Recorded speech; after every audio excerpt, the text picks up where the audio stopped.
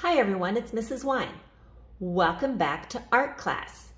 This week we are continuing with part 2 for your op art project. And this is the video if you are choosing the worms option for op art. So you will need your drawing that you have already started. You will also need your directions for the op art worms. And you will need a pencil and a Sharpie marker. Last week, you should have started by drawing 1 horizontal curved line and 8 vertical curved lines. The first thing I want you to do this week is you're going to start with that Sharpie marker and you're just going to neatly trace all of those lines that you drew last week. It is important that you try to trace exactly on top of them. Try to make those curves nice and smooth. If you don't get exactly on top of the pencil line, that's okay. You can always go back. We'll go back at the very end and we'll erase any of those stray pencil marks. So just take your time and make sure you're getting all of those lines traced.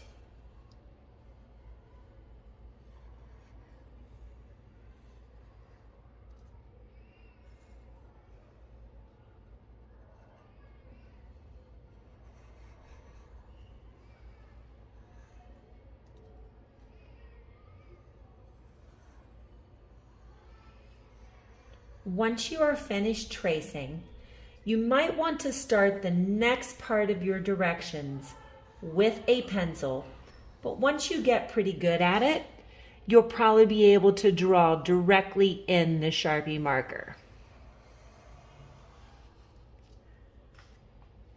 So, for my next direction, it says, let me fold this over so you can see it.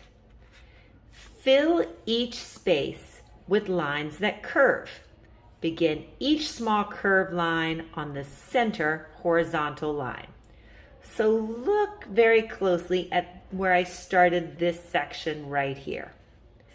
I'm going to show you how I did all of this.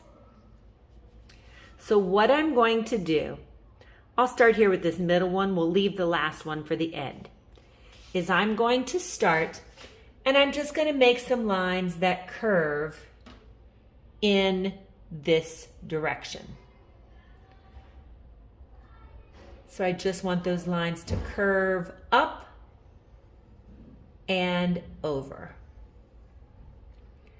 I don't want to make them too close together because the closer together they are, the more I'm going to have to shade and color.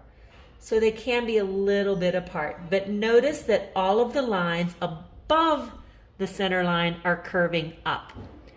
Then all of the lines below the center line, that curve is going to point down.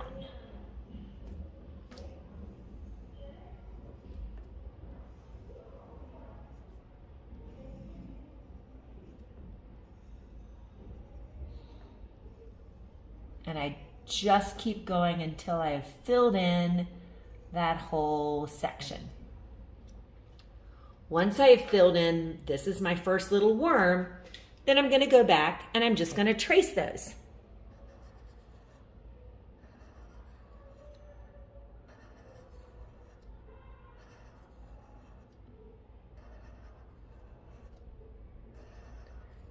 Now, as I said in the beginning of the video, once you get pretty good with this, you don't need to keep drawing in pencil and then tracing in the Sharpie. So as long as you feel like you need the practice, that's fine. Draw in pencil first, then trace in the Sharpie, because that way if you make a mistake, you can always erase. But once you feel pretty confident in this, you're just going to keep going. So for my next one, it's going to be the same thing.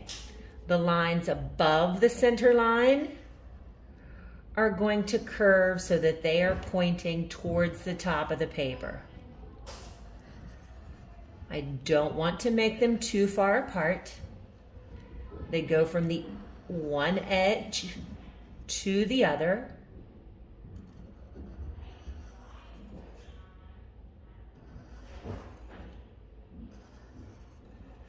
And then below the center line, they're going to curve below. I want to take my time, keep all of those lines nice and neat. And I keep going until I have filled in the entire section.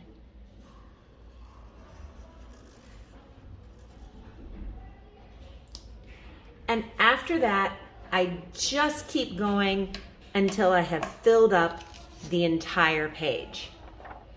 When you're finished, your artwork should look something like this. I hope you have a wonderful week, and until next time, keep on creating.